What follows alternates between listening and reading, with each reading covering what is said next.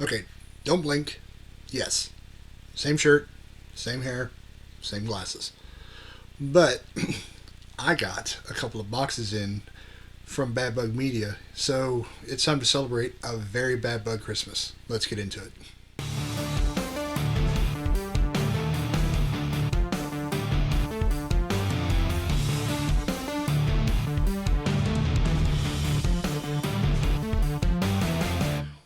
What's going on, everybody?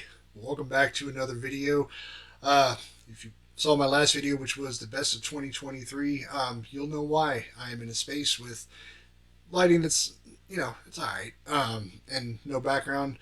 But by the time this video comes out, I will be in my new apartment trying to get all that set up so that eventually I can get my internet set up in there and start recording and doing videos.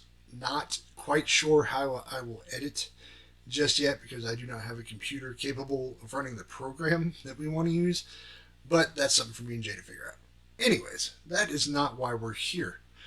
I got boxes from Bad Bug.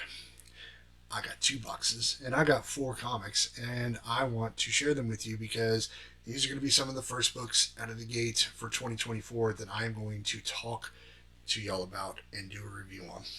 So, with that said, I went ahead and took care of the whole opening the box. I went ahead and did this because I am not as graceful as Jay when it comes to opening a box. I'm just not.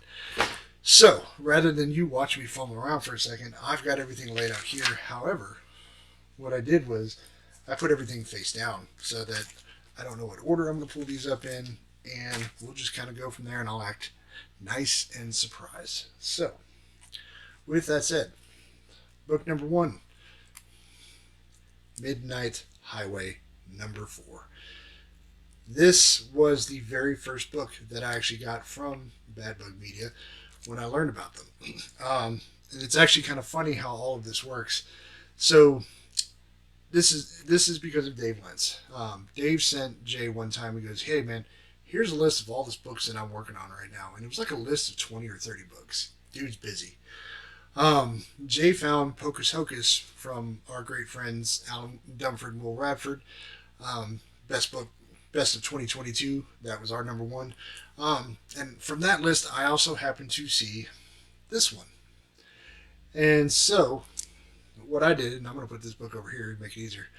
What I went ahead and did was I went ahead and backed this. But by the time I got to it, it was issue 2. And they were kind of doing a bit of a crossover promotion with Pocus. And I'm like, hey, didn't you get this book? Asked Jay that. And he goes, yeah. I was like, we found out it's the same company at the time because the first Pocus Hocus books were actually done through Bad Bug Media. So, yeah, that is basically how the love affair with Bad Bug began with all of us. Was with those two books. This series, especially, has been an amazing read.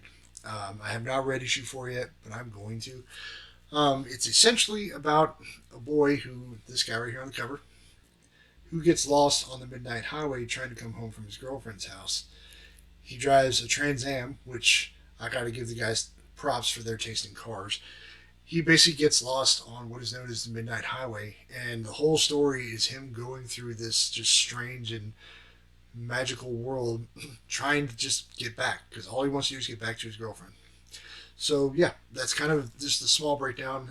Issue 2 continues along with that theme. Issue 3 was by far the most hilarious one because of the Vampire Scouts. Mike, I'm just going to tell you now, I need crossovers. Those guys can do so many crossovers. I'm going to pitch it to you and Alan until I'm blue in the face. The Vampire Scouts trying to kill Grandma Hazel from Grandma Chainsaw would be an amazing crossover. But yeah, I digress. So, yeah, this is issue 4. This is a double-sized issue, so I'm definitely excited to read it. And then, okay. So on the back, I wasn't really paying attention when I held this up. There's a fun thing where it says this. I'm going to kind of put it up here slowly for you to read. Now, not having read this yet, I don't entirely know who Baphomet or Baphomet, however you want to pronounce it, is yet. But nonetheless, I have a feeling I'm going to enjoy and understand what this means. Excuse me, more after reading this. But I have had so much fun with this series. I'm a big sci-fi fan. It very much has a look and feel of Ghostbusters, the cartoon, the real Ghostbusters cartoon. And then if you've ever read a Ghostbusters comic, it's got that kind of vibe in terms of it's that 80s campy sci-fi. It's so much fun to read. Um, Mike, like me, was born in the 80s. I want to say he's like a year younger than me or a couple years younger than me, something like that. So yeah, he was around, and this is the kind of thing that we just grew up loving. So it's been a fun, just a little bit of a nostalgic series, and it's hilarious. I can't recommend it enough. So definitely check it out. All right, the next book is okay. So this is from the double feature they did. This is Welcome to Monster World. So written by Scott Wilkie, Mike Tiener, Timothy Fling, uh, Dave Lentz on letters. I do not know the artist and everything, so I do apologize about that. Um, but yeah, so this was a big double feature they did, and the other comic is in this stack over here. But they ran this and this next book. So I was excited. I actually had a hard time choosing a cover for this because they actually had a lot of great covers. But this basically looks like a family that gets lost in a theme park that is filled with monsters. If I remember, just kind of the as bare bones synopsis as you can get. But like I said, when it comes to Bad Bug, if anything even sounds remotely interesting to me, I'm backing it. I don't think I have said no to a book yet, other than the fact of I just don't have the money right now. Other than that, my goal is to read their entire catalog. Mike knows this, so I'm gonna try to figure out how to do that. So, anyways, I'm getting a little rambly here. All right, so this next one, this one's gonna be cool. So this is called Serial Killer. This was the other in the double feature. I chose this specific cover out of all the variants. There are other ones where it's different kinds of like cereal that they talk about, uh, and do these little like cereal box covers on, and it's great. I wish I could find it, but there is a picture that Scott Wilkie did where he went through a supermarket and he put these covers up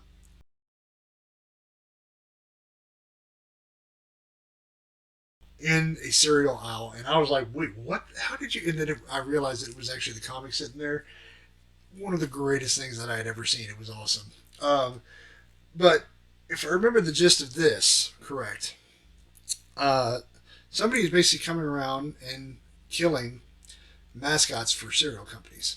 So cool concept. Can't wait to read it. I'm super excited about it. I wish I could tell you more, but I don't have the synopsis written down. I'm literally just kind of getting all this and just super. I'm so excited I'm forgetting things, is the best way to put it. All right, last but certainly not least, this is actually a book that I have done, and at least an unboxing on, maybe a review. But this is called Ragnarok. What this is, I remember when Mike was telling me about it. I loved Ragnarok #1, which is the only issue that's been written. But him and Dave, understandably, they felt like the book didn't perform in terms of like how the Kickstarter and everything like they wanted it to. So what they did was they basically kind of called this a remix when they did it. And he was asking people, he goes, what did you like? I told him I was like, I thought the book was great, but they did revamp the story a little bit.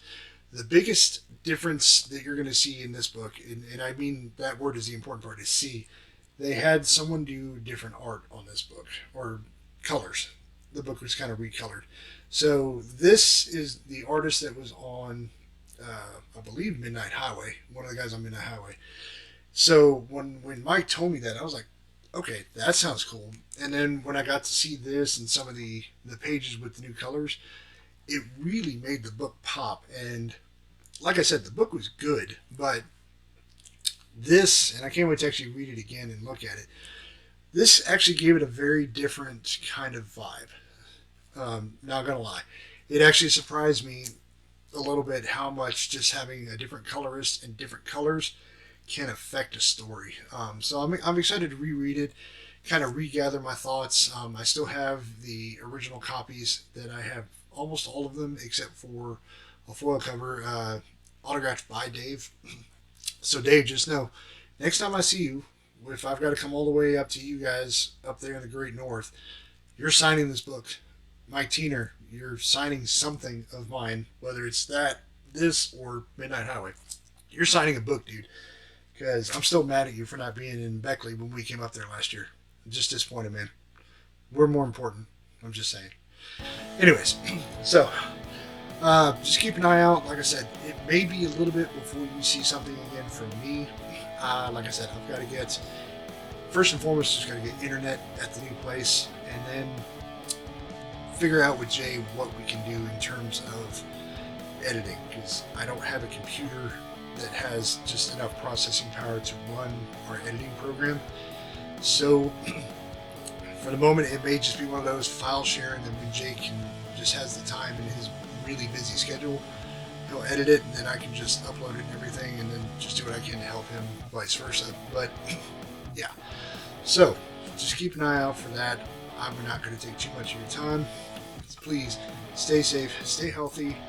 Happy New Year, and I will catch you guys hopefully soon on the next one. Later.